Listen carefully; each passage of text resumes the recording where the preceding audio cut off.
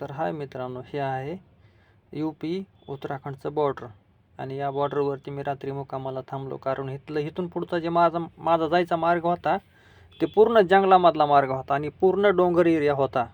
मग रात्रचं उगा कन्फ्यूज व्हायला नका म्हणून मी काय केलं, इथंच पोलीस चौकीपाशी थांबलो रात्री मुक्कामाला. त्यांना सांगितलं आणि सकाळी उठून निघालो बघा इथून. मग काय निघताना मस्तपैकी सकाळी उठलो, त्या देवाचं दर्शन घेतलं आणि दर्शन घेऊन म्हणलं चला आता आपल्या पुढच्या मार्गाला निघू इथून.